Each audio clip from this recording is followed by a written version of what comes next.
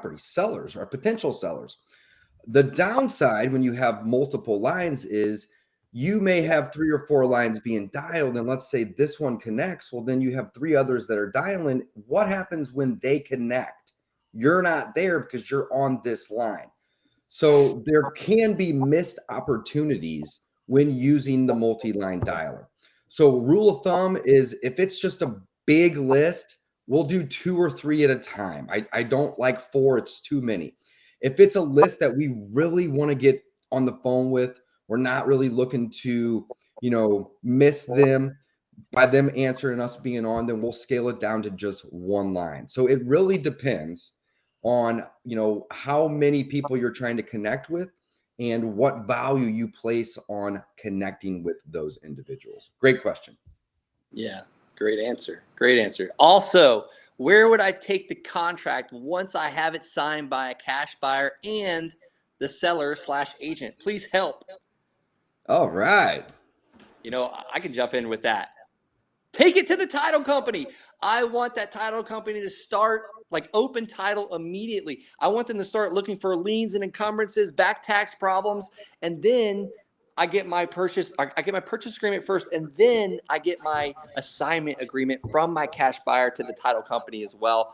I was actually coaching my father, and his title company would not open title until he brought his cash buyer. That was so wrong. They needed to open it up immediately. So guys, we got to coach our title companies how we want this process done.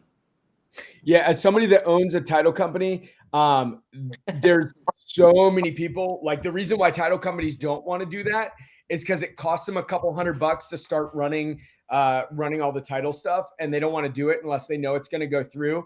But also, as somebody that owns a title company, I am all about the relationship. So when we were talking to our business partners and they were asking that question, should we do this? And I'm like, listen, if a title company wasn't willing to do this for me, I'm on to the next title company because there's a lot of great title companies out there. So they better do it. So that's that whole conversation right there. If the title company's not willing to do it, first, if you like them, have the conversation about why it's important. And then if they still don't do it, there's 30 other title companies you can talk to. Absolutely. A good pro tip is to don't tell them you're wholesaling it, because then they're not going to want to go open the title up if there's no cash buyer ready, right? So if you are wholesaling them, tell them the buyer's there. If you are wholesaling and you don't have a buyer, don't tell them that you're wholesaling. Just say, hey, I'm buying this property. Get to work on running the title. Please and thank you, of course. Right. But if you give them any reason to think that it's not going to work, they're going to stall and save that $100 or $200 that it's going to cost them in time and effort. Cannot blame them. Guys, we provide our title company a lunch, a great lunch. We try and do this every quarter. And have I done it every quarter? No. I'm actually reminding myself right now to do this. But we love our title company. And it took me a lot of years to find the title company that we found. If I would have just started out today, I wish someone would have told me, Brent, go and Google Sell My House Fast Cleveland or Sell My House Fast Colorado Springs and see the top 3 people, the top 3 title companies that come up, and call those people on the phone and say, hey, I'm just getting started. I was hoping you could recommend a good investor-friendly title company for me. That would have saved me so much grief, so many tears, so much anger, so much credit card debt, and my first 5 deals probably would have went through. All right, I see a lot of chat. Oh, that's the private chat. Go ahead, Chris. David Dodge was asking me to speak just about what's going on in the real estate market. You guys want me to talk about that just a little bit? Yeah. Let's dive into that, and then we can go right back to that question that we just had. Okay, cool. So here's a couple things just to understand. So inflation right now is about just. The government says it's about 8%, but when the dollar store has become the $1.25 store, we know that it's actually not just 8%.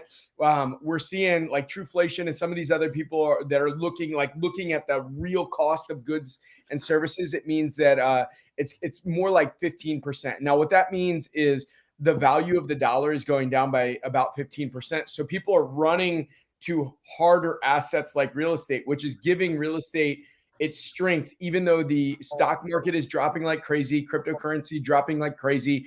There's so many other places where people are losing their money. The real estate market's relatively strong. Now, with that said, what has happened in the last 60 days is the average home nationwide was getting over 7 offers per listing, which means that there's a lot more buyers than there are sellers. You know, just think about going to a ball game, right? The reason they can charge $15 for a beer is because you don't have a lot of different options, so they can raise the price. That's what's happening to real estate. Well, what is happening right now is now as the prices have gone up and inflation has gone up, we're still in a really solid market. We're seeing just over 3 offers nationwide on every listing, which means some listings are actually sitting for a little while and some are getting 5 or 6 offers still. So we're starting to see that little bit of a shift in the market. So now the prices are actually leveling out and kind of going down just a little bit. But because there's still not many houses to buy, inventory is still very, very low. And what we mean by inventory is if there's not any more houses to buy that comes on, how long would it take for all of the houses that are active to disappear?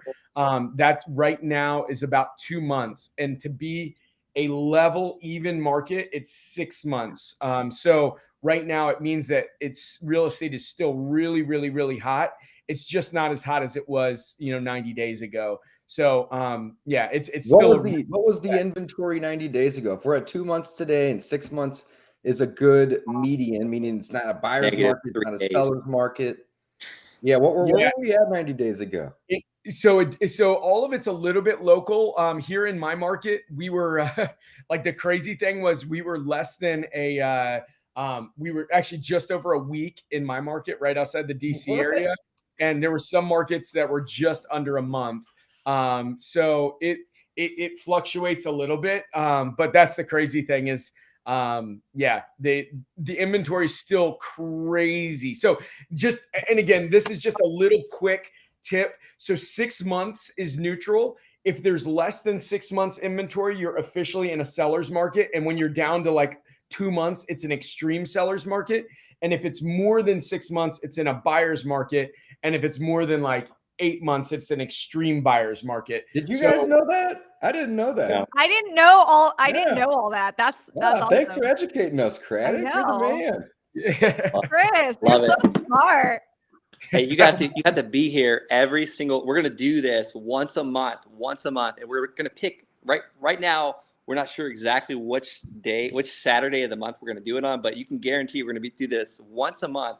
But Chris Craddock, you must be on here to keep coming up with those tips. So definitely subscribe to the Wholesaling Inc. channel, share this.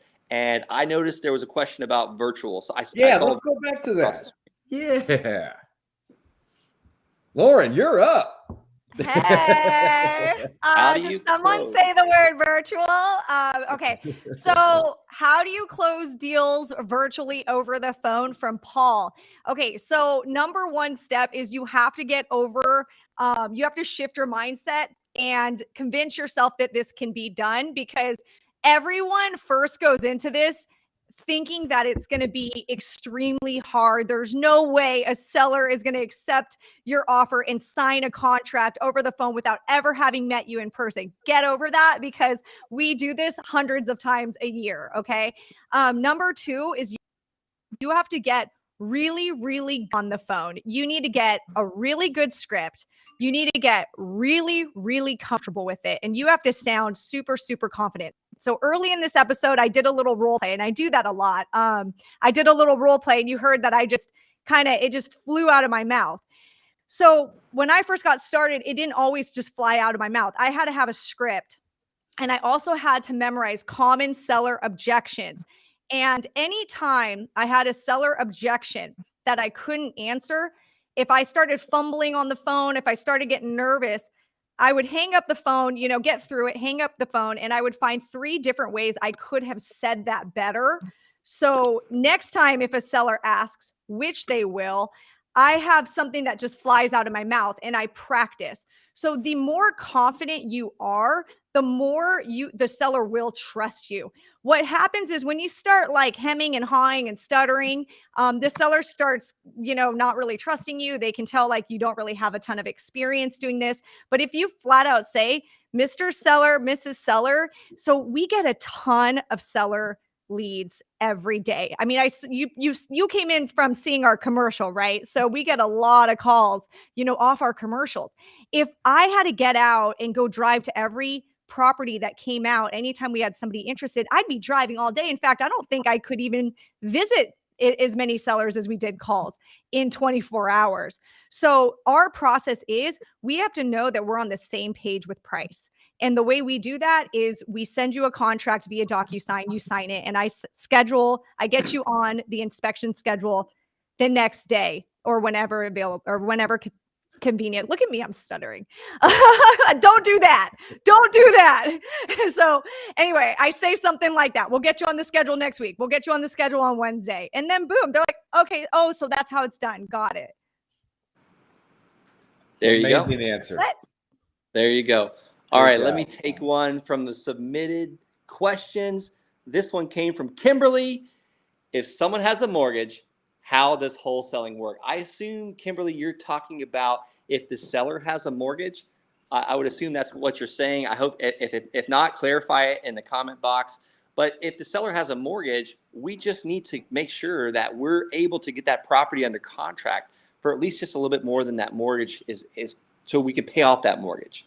My first deal, my first wholesale house I ever got under contract was exactly what the seller owed on the mortgage, and I was able to sell it for $3,700 more, and that's it. Super simple.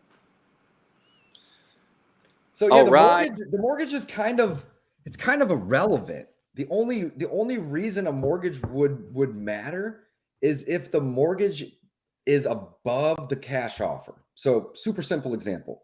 Somebody has a property that has a mortgage of $100,000 and I offer them $65,000.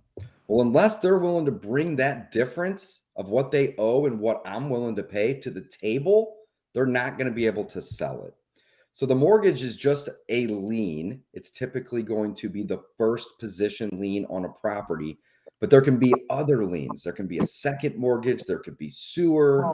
There could be code violations. There could be taxes. So that's where the title company is going to come in. They're going to basically figure out all the debts or liens attached to the property, and all those combined are going to equal the payoff essentially of that property. And if the cash offer is at or above that number, then they can sell that property and walk with something. Maybe it's a little bit, maybe it's a lot. But if the cash offer is below that number, they're going to have to bring money to the table to close that deal. Now, don't be deterred if your offer is below that number. It's really going to depend on how motivated these individuals are. In fact, I've had sellers bring $40,000 and even $50,000 to the table to sell a property to me because they just didn't want the headache anymore. Now, the level of motivation with these individuals was very, very high, right? So it's not necessarily going to happen every single time if your offer is below. But don't just throw in the towel and quit if that number is below. Work with them. See what they can do. Absolutely. Your goal is to do whatever it takes to serve that seller. And if you always have that in your mind, you're going to continuously bring in the Hey, leads. we got 40 viewers. Oh my gosh, look at that. We're growing. This is awesome. Woo-hoo. Not too bad for the first. We're happy to have you guys. Absolutely. And I want to see some wins. Let's share some wins. I second that. I love hearing the wins. All right. Jose Fernandez, tips for finding owner, tips for finding owner info, even after skip tracing. I found a couple vacant lots in $1 million neighborhood. Now I'm the worst with stuttering, by the way, but no luck with their phone numbers. I know there's opportunity here. Let me ask you, Jose, is it possible to look up the mailing address and go knock on the door or find an email address?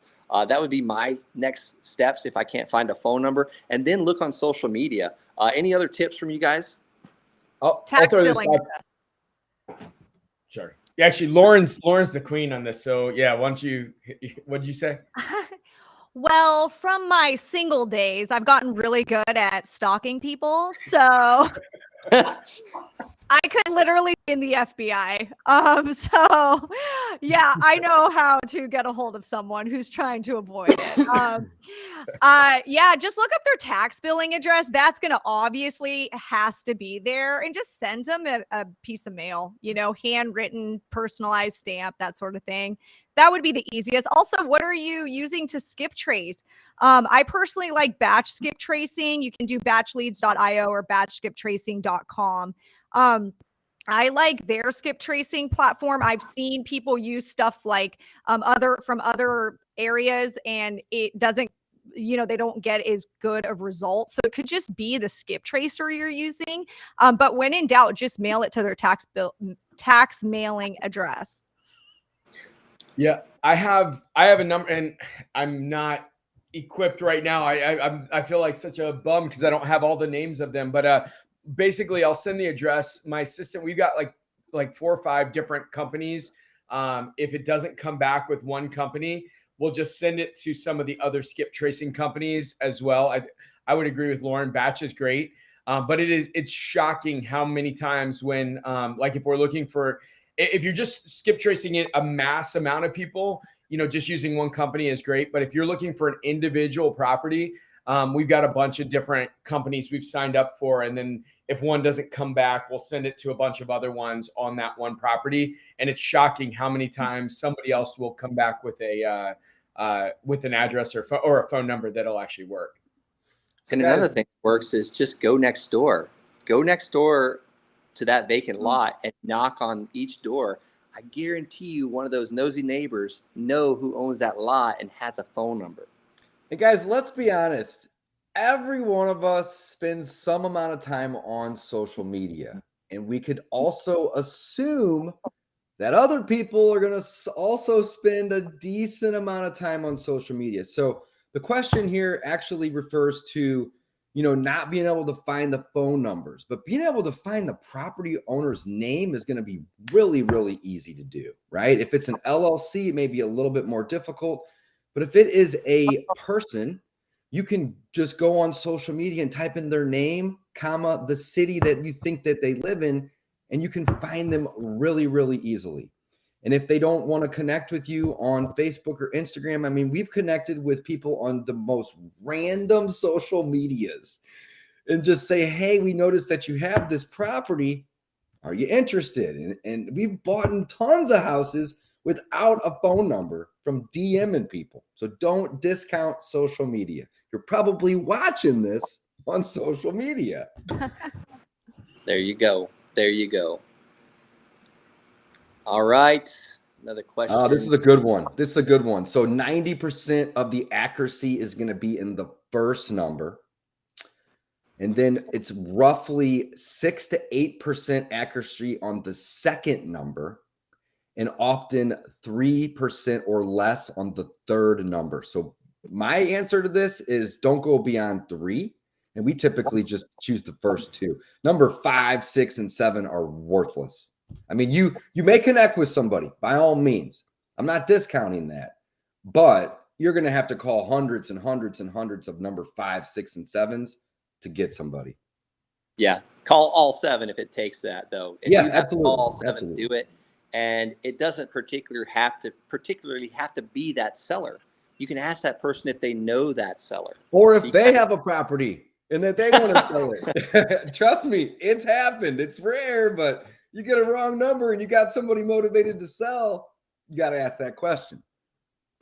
There you go. Sometimes you just got to do what it takes to get them on the phone. And you ever notice, like, when you're looking for, like, the silverware drawer, you're in an Airbnb or something like that, and you have to check all drawers, and it's always the last drawer you look in, right?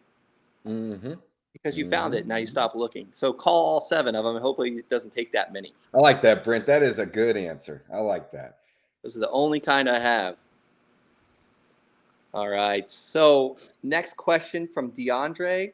My question is, can I take equity out if a residential property after I have the property under contract if I want to buy and hold the property? I think that's a Brrrr question. I'm assuming this is a rental. Yeah, let's throw that up on the screen here if we can. Is this the one from Ralph? This one was sent by DeAndre, and it was pre-submitted. Can I take equity out of a residential property after I have the property under contract if I want to buy and hold the property?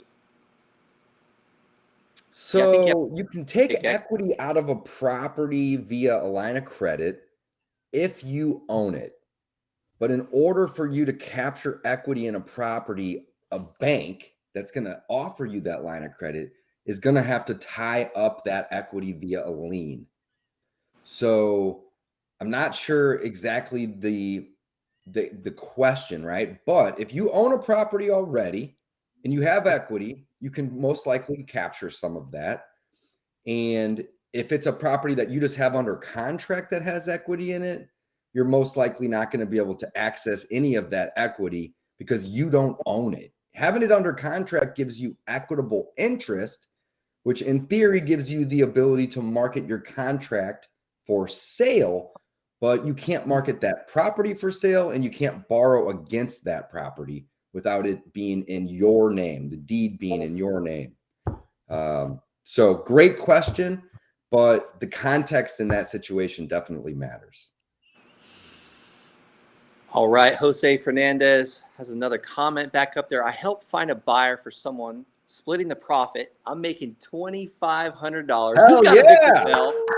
We'll be closing on the 30th, and it will be my very first time making money from real estate. Amazing, Jose. Someone smashed that victory bell. I did not bring mine with me. I didn't have a bell. I got to grab it. I think I got one right here.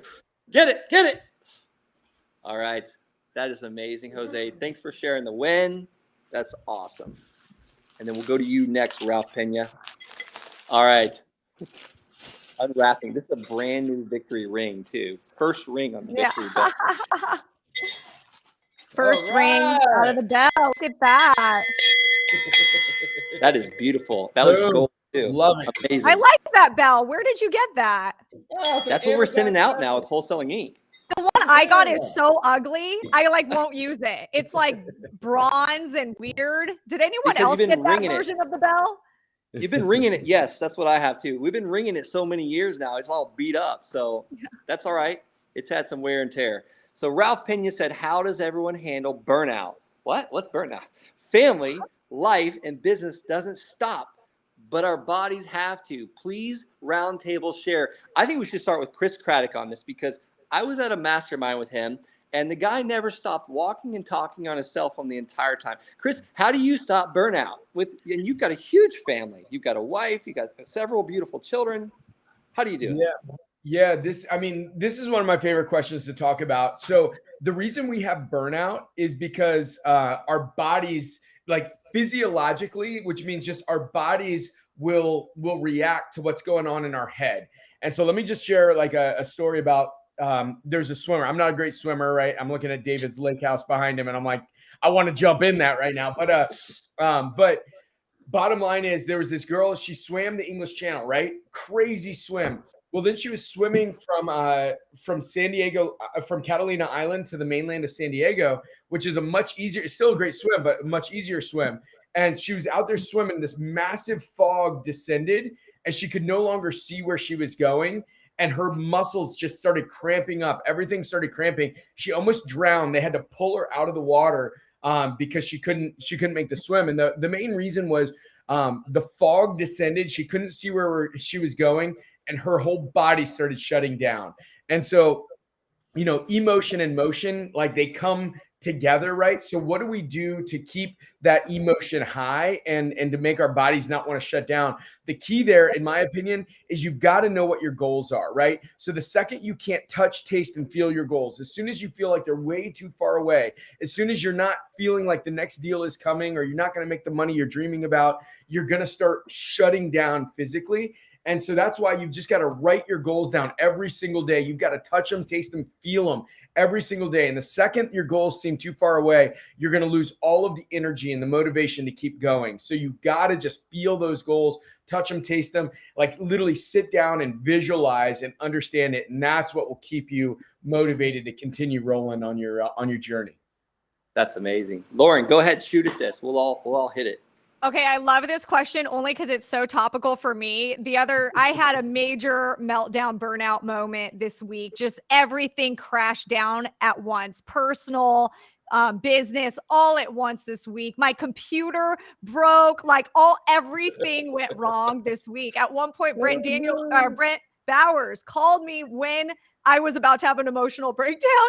And I laugh. I'm like, you literally are calling me right now as I'm about to have a breakdown in the middle of Target in Huntington Beach. Anyway, so it's that happens in Walmart. You need to save that kind of stuff for Walmart. Yeah. That's a Walmart thing. So I totally get it. This is what I do. And this works so freaking well for me. I have this notebook. It's my thinking time notebook. If you want to learn about thinking time, you got to read the book Road Less Stupid by Keith Cunningham. It's a regular practice you all need to do. So I will get my thinking time notebook out. I will set 45 minutes on the clock, and I will I will make sure I'm alone, no distractions, no phone, no nothing. I write on 3 different pages. I write what's working right now or what's going well. I write what's not working right now. And then the next page, I go, how can I fix what's not working? And first I start with gratitude, because you got to recognize, that you are capable of solving a lot of problems. So what's working is usually something you solved prior. So you got to feel good about that. Remind yourself that these things are going well. So not everything is going poorly. Next is what isn't working. And you got to get really clear. And this is where you just dump. Why are you not happy right now? What's going on with your family? Is it your kids? Is it you're driving too much? Are you committing too much to your kids' school because you picked a school that's too far away? No joke. I moved because of this exercise. There was a point where I put my kids in private school during COVID because of this exercise, because I had their school shut down. I was so stressed out running a homeschool and trying to own a business. I literally hung up, called private schools when I was done with this exercise, got them in private schools, moved my house before to get closer. You start getting clear about your problems, and dump every problem. I mean, go everything. Go with your relationship, kids, family, business. Exactly what is it in the business that's wrong? Go so micro on this page. Then look at the next page. On the next page, start finding solutions. Find 3 ways you can solve every one of those problems. And the next week, you got to go on problem solve mode. And that's your to-do list, is just start knocking out your problems. Every time I do this within a week, it's like my life starts coming together. You really got to tend to this. This is something that you have to do very regularly as you start getting those feelings like you're burnt out. Like we all do. Like I do. It happened to me this week.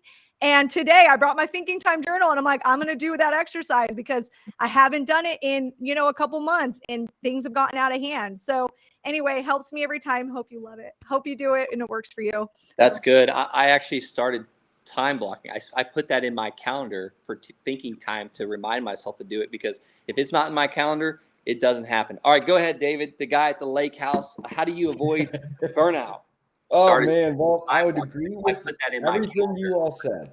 Right? Time blocking, I think, is a must. If it's not in my calendar, it doesn't happen. All right, go ahead, David, the guy at the lake. Craddock. I think he's got the tab open because he's wanting to comment. Oh! All right, here's the deal. I agree with everything you guys just said. Time blocking, I think, is super, super important. And one thing that we want to do is we want to write down all the things that we don't like in our life and start deleting, deferring, delegating those items. But time blocking is very, very important. But one thing I want to add to that would be you got to learn how to say no more.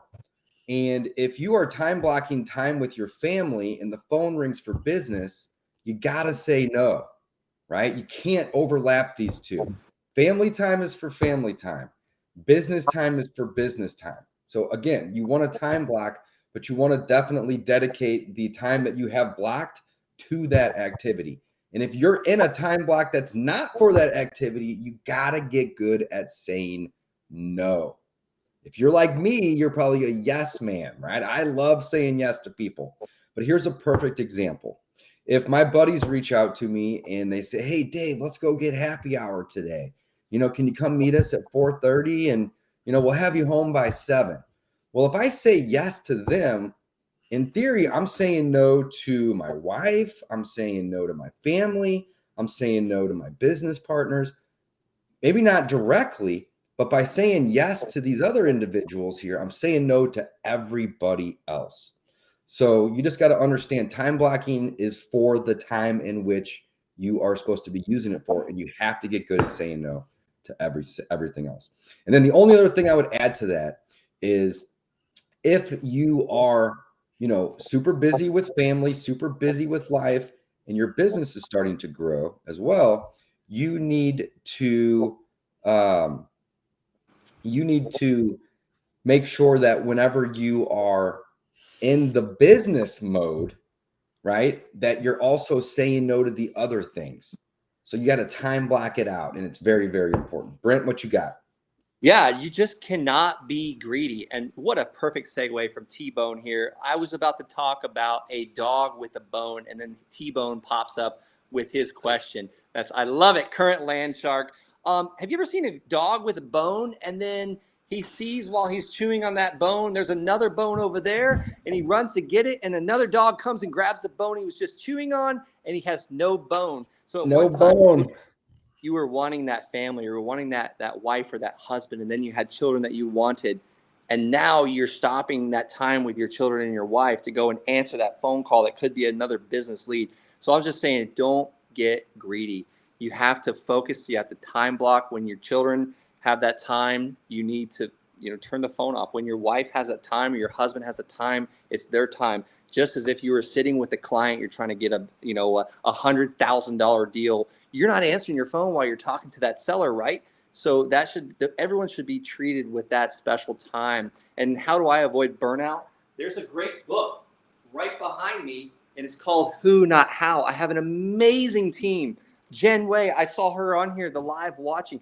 If it wasn't for Jen, I don't know what I'd be doing, because my mind bounces everywhere. Squirrel, vision, opportunity, and I need help with implementers, and my entire team helps me avoid burnout. So you show me a business owner that's getting burnt out, I'll show you a one-man show. I love it. Don't chase 2 rabbits. There you go. Because you'll have 0 rabbits at the end of the day. Same with the bone. Love it. That's right. Yeah, he who chases 2 rabbits has none.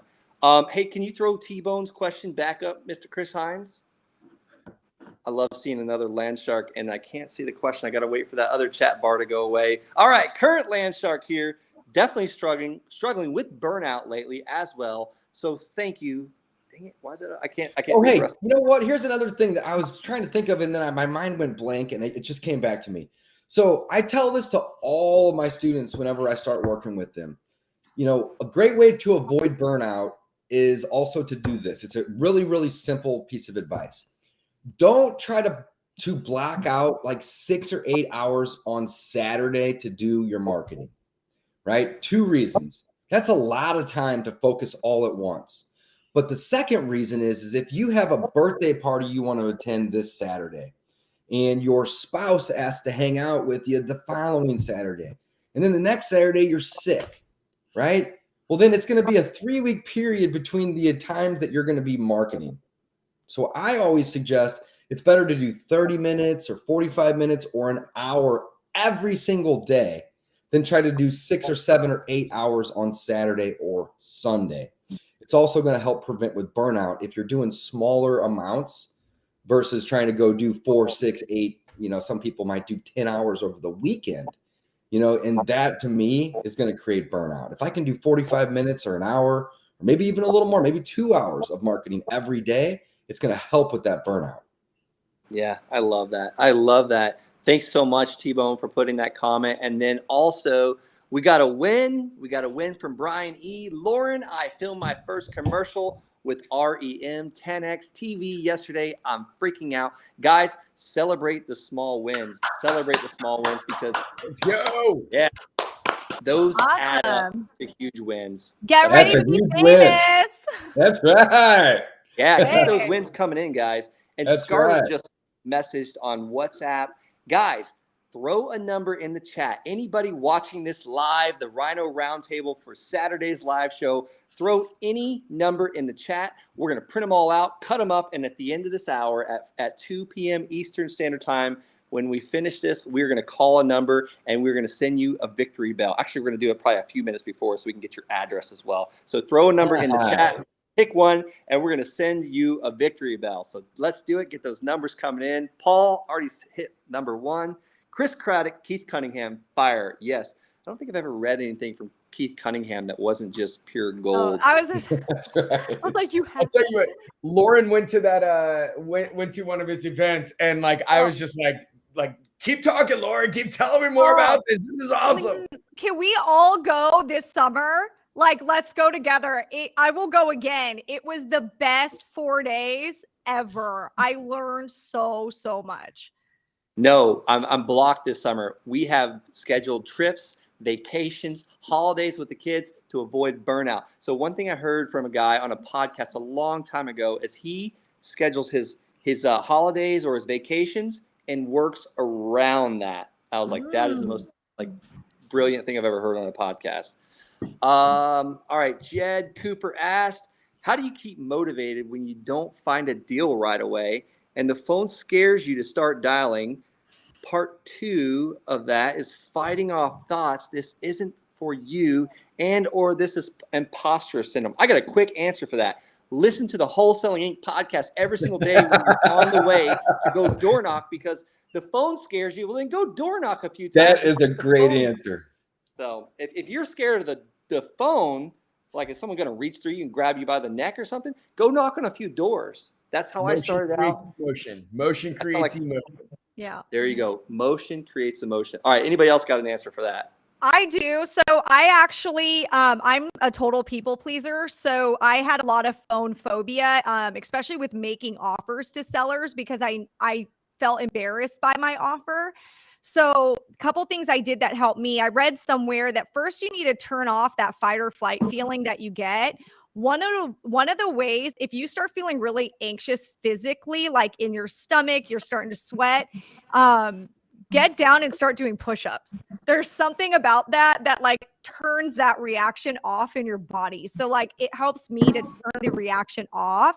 The other thing is repetition. It's just like rip the Band-Aid off and all day cold call whole list. By the end of the day, it won't scare you anymore. Hearing, to go F yourself, like won't freak you out as bad as it did earlier in that day. So you got to do a lot of repetition to learn to just turn that fight or flight off. The more you do it, the easier it gets, honestly. I've got a science answer to what you just said, Lauren. Yeah, what is it? You said do push-ups, and you were talking about cortisol or fear or pause button or 5,000 years ago when we lived in tribes, so we weren't like by ourselves and die in the jungle.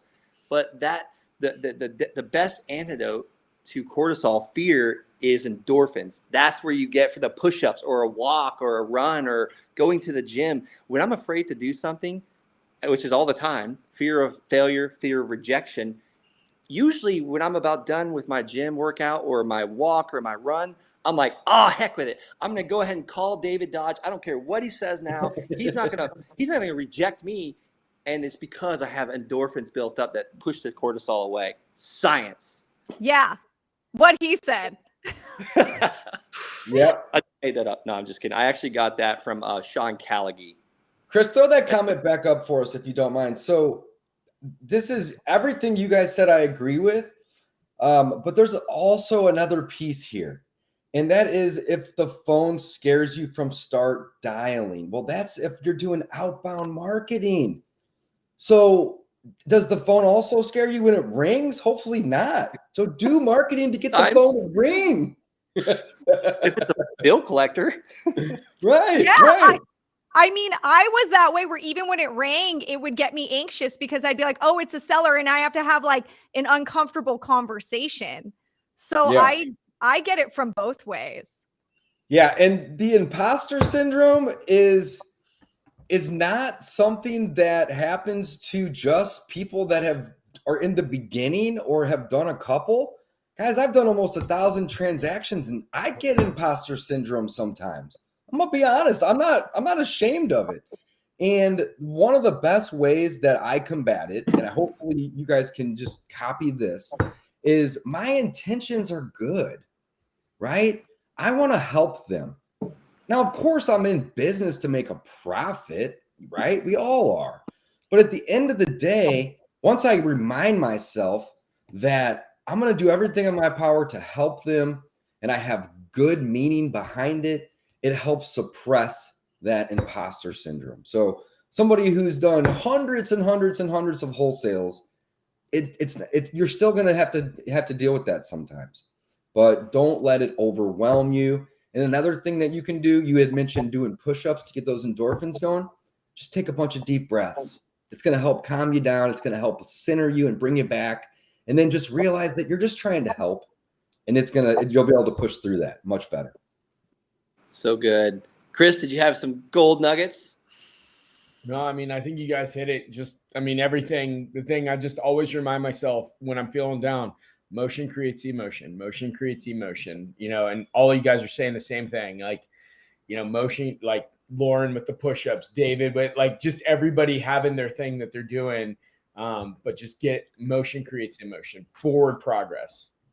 Beautiful. All right. James Sims submitted a question. Has wholesale of any kind been outlawed in the 50 states? Craddock is going to be the guy to answer this one.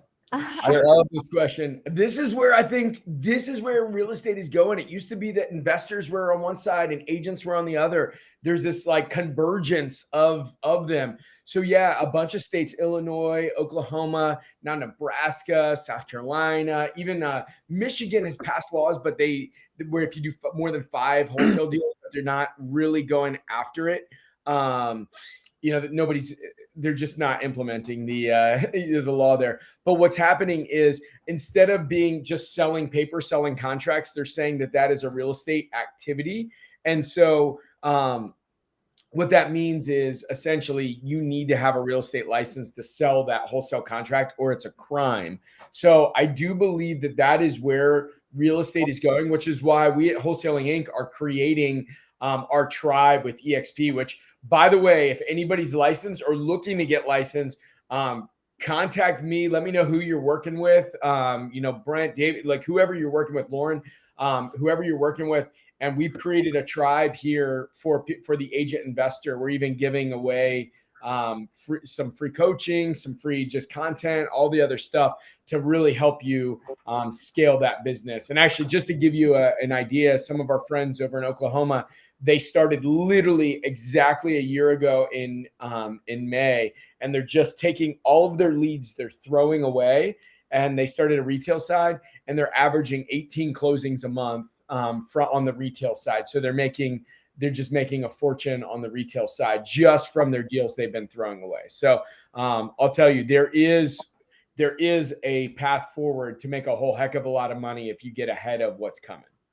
I love the fact that you just said that, Chris. I'm really excited what you guys are doing, what you're spearheading right now. Obviously, you talk about Wayne Gretzky being so successful because he skated where the puck is going, not where it was at. So I really think the puck is going this way. And I used to have a real estate license. Guess who's getting it back? So I'm not trying to shiny object or derail what I've got going on, but unfortunately, it's just one of those things. I want to stay in this game, so I'm getting my real estate license back. I'm going to jump on a win really quick from Brian E. I have closed on 11 wholesale deals and the 12th in escrow, and I have really bad imposter syndrome. But you have to just keep pushing through. We're going to hit him for that. Yeah, buddy. There you go. All right, keep those numbers coming in. I'll pick it in 3 minutes, or actually we'll randomly pick it in 3 minutes. Scarlett's helping me with that, so just keep popping those numbers in, and we're going to give one of those beautiful victory bells that David Dodge is ringing. Let's go to one more submitted question from DP. With all the information out there on YouTube, why would I work with a coach versus going at the business on my own? That's a great question, Derek. Love this question. I love it. So, guys, I'll be the first to answer this, and I'll keep it super, super short. It took me 3.5 to 4 months struggling to try to do a deal on my own. I hired a coach after, let's say, 4 months and did a deal within 10 days. 10 days. So I could have waited another 3 or 4 months of struggling. Yep. Or I could have hired the coach. So what did that coach do? Did they teach me things that I didn't know? Sure, a few things, but really more it was the accountability. It was, David, how much time are you spending on your marketing? And what are you doing? Well, let's tweak a couple of these things that you're doing and make it work. And then also, oh, you're cold calling for 20 minutes a day. Well, you need to be doing an hour or 2 or 3. And you need to do this, and you need to do that. And all of a sudden I had to answer to somebody. And that changed everything for me. So do you have accountability? By definition, you can't really hold yourself accountable. You got to have somebody else there to help you. Also, and I think everybody's going to agree, is that you get a sense of community when you're in a coaching program. Every program I've ever been in, which is usually 2 or 3 at any given time, I learned 50 to 60% from the coach themselves and the remaining from the community. So if you don't have a cool community that you can connect with and bounce your ideas off and share wins and also share losses, right? Sometimes you learn lessons from other people's, mistakes. So there's just so much value, incredible amount. I usually have 3 or 4 coaches at any given time, still to this day. I love that. And you said the tweaks. I was on a plane the other day, and the entire time I was on the plane, we were off course, and it kept correcting back, little tiny tweaks, just a little degree, constantly was off course. The wind changed, blah, blah, blah. The tailwind increased. So those tweaks. And I started in real estate in 2007, got my real estate license, and went to seminar after seminar, maxed out credit card after credit card. You know when I really finally became successful in my business was when I hired Tom Kroll as a coach, the head Rhino that started Wholesaling Inc. So, I mean, that's a testament right there. So I want to jump into this. I think that everybody should spend a minimum, like in your budget, if you're not doing any deals, you need to hire a coach. But once you're doing deals and the more money you make, you need to spend at least 10% of your income on it. Like I'm just telling you, I spend well over 6 figures on coaching every year for myself. Coaching and masterminds, like literally I'm writing checks for well over actually a couple $100,000 at this point for coaches and mentors in my life, because I believe that I can find all of that information on YouTube, all of that information on podcasts, all of that information. But what a coach gives you, there's a couple things. One, David talked about it. It gives you a sandbox to play in with people that you trust to tell you exactly the right thing to do. So you get to pick your sandbox, right? And I want people that I trust to call me out on I'm a great salesperson, so I can sell myself on my own BS. So I want somebody that will say, hey, Craddock, shut up. You're being an idiot. You're chasing a shiny object. Or no, this is a great genius of the and that's going to leverage your time and help you do better, right? Because I can promise you, if you want to say, hey, you know what, this is hard, let me try something else, you can find other things that look really cool on YouTube very fast. And you need somebody to say, hey, no, you're on the right path. It just takes a little while to get where you want to go. If it was easy, everybody would do it, right? And so that's why it's so important to have coaching and have people that you trust, and then also get a sandbox of people that will play in your sandbox that you're like, man, these are the people I want to spend my life with. I got something to add. So I always say YouTube University will give you vision, but it will not give you direction. So when you try to get it done on YouTube University, you start going 27 different ways. Whereas with a coach, you go a straight line. They will give you a straight line. You won't waste any time. You won't waste marketing dollars. I can't tell you how many students I have say, I tried this on YouTube University. I couldn't figure it out. I'm coming to you as a last resort. And then they go, oh my God, they have 57 light bulb moments in my program, and they close deals in record time when they may have been on YouTube University for 2 years. So the problem with YouTube University is anybody can create a video and throw it up on YouTube, right? So you may have conflicting points of view, And if you want to get into wholesaling, you know, you can easily get sidetracked and be watching videos on the Brrrr Method and rental properties. Yeah. And those two things go hand in hand, but they're not the same thing. They're different. Yeah. And there's different approaches with those things. So hiring a coach is really going to laser focus you to getting to where you want to be. What's your goal? Find the coach that's going to help you get to that goal. And you're going to it's going to shorten the time it's going to take much more rapidly. So guys and girls, we have about 2, 3, 4 minutes left here. Let's do a fire round. What do y'all say? Go. Let's go. Oh, what are we doing? All right, let's throw a couple more up on the screen. And guys and girls, thanks for watching. Definitely don't forget to like wherever you're watching this video. If it's on YouTube or on Facebook, if it's on YouTube, definitely subscribe so you can get notified when we do this again. And we love connecting with you all and answering your questions. So I love that. Smash that subscribe button on the Wholesaling Inc. YouTube channel. And we got a number. It was 11. The number was 11. So I believe we're rocking. Yeah. So guys, how do you submit whoever was closest to 11? I believe was Jose Fernandez. So Jose, submit a message to the Wholesaling Inc. Facebook page with your name, your phone number, and your email and your address. Most importantly, your mailing address, so we can send you that beautiful victory bell that David Dodge is holding right there. All right. Awesome. Well, guys, it's been a really fun time. I'm really looking forward to doing this again and doing this more with you all. And the next time we do it, we'll have more of a lead time to be able to market it. But we had a really good numbers today. I think we maybe had a peak of about 50 people watching. And we had really good questions, and we even had a couple wins. How awesome. Yeah, love it. Love it, guys.